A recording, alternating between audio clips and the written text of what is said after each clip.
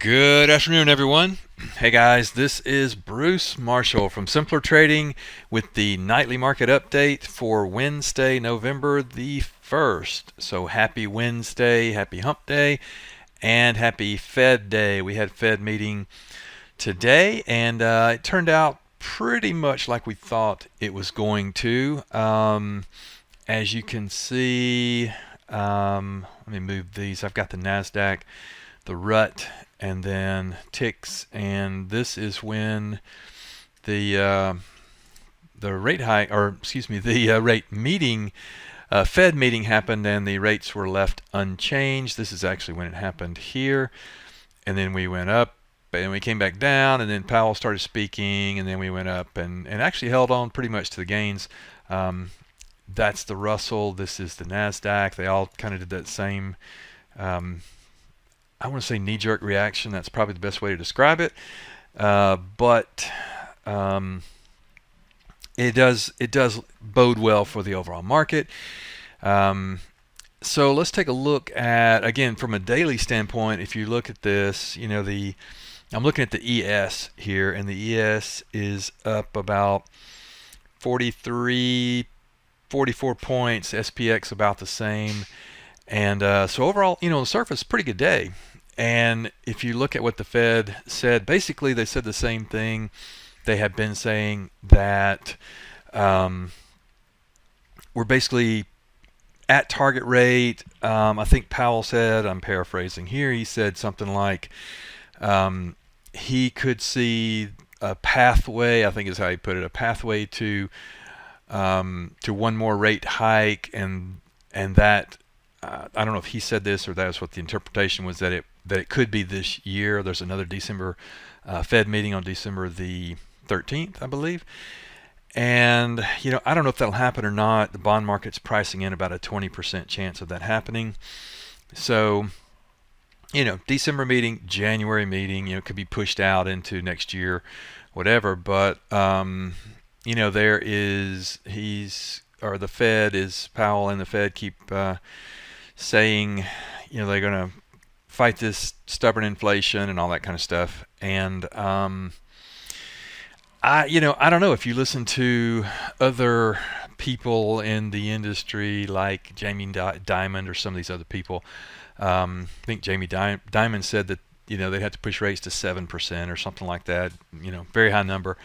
I think that's pretty extreme. I don't know that that'll happen. That would really hurt the economy, I think.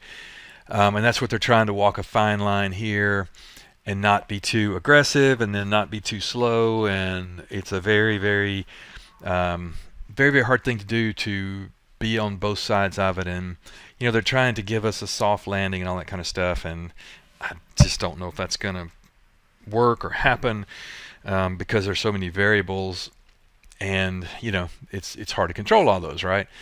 So anyway, as it is now, things have turned up, for the moment. Let me show you this. So this is the ES.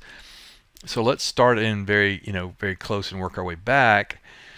And I will show you, that's a 20-day chart. And, again, 20 days, we're up here at 44.30, and we were ripping higher, higher, higher, higher, higher, hit that, lower, lower, lower, lower, lower, all the way down to 41.22. You remember when we were looking at 46, 47, 4,800, and we're at 4,100 now? Kind of crazy.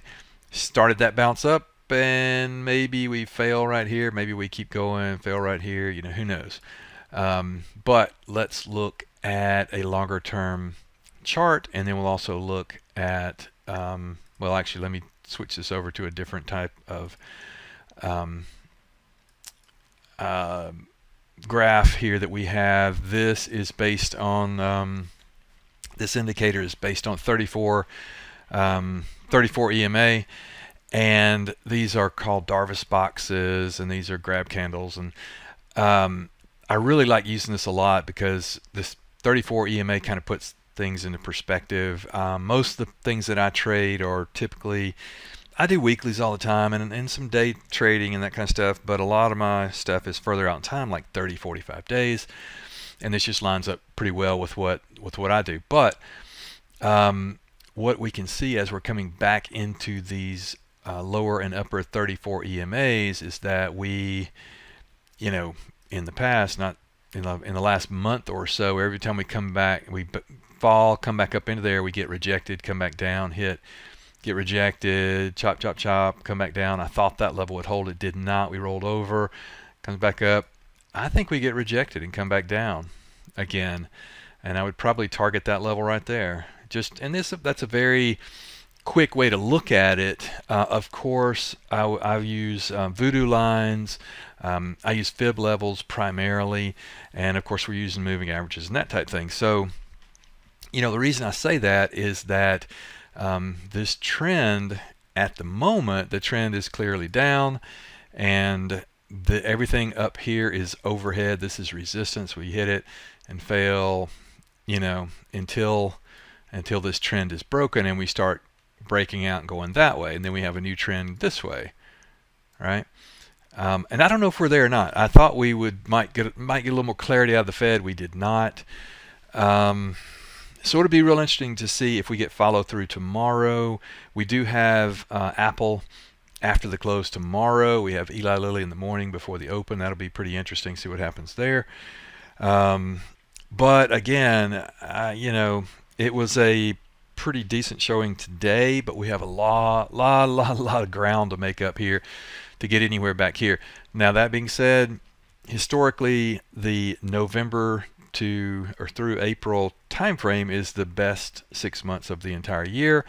Just started November today, November 1st, so maybe this is the start of the next run higher here.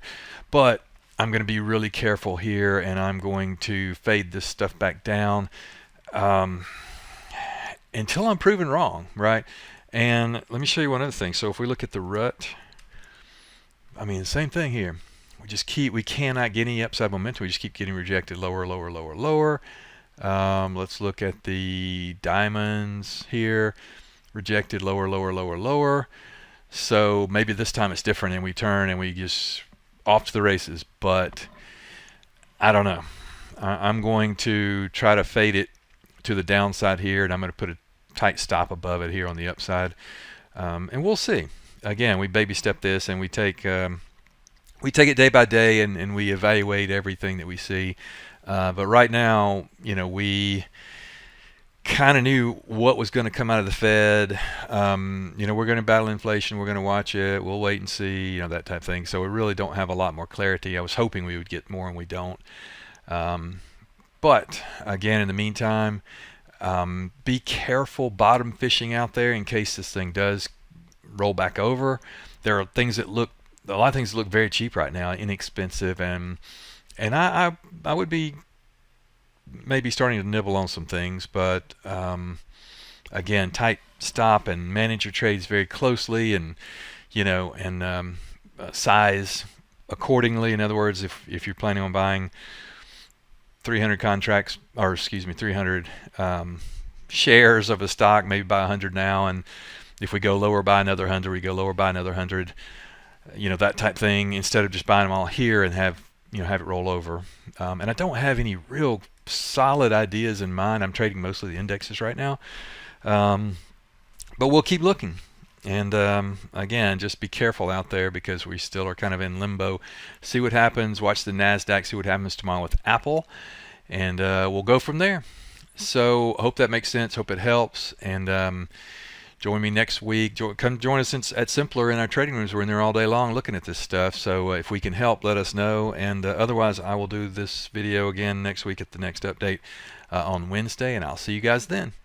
So thanks for your time. Take care, and I'll talk to you then. Without Simpler Trading, I could not have financial independence. This is one of the best investments that I ever made in my life. It's helping me find consistency. It's one of the things that won me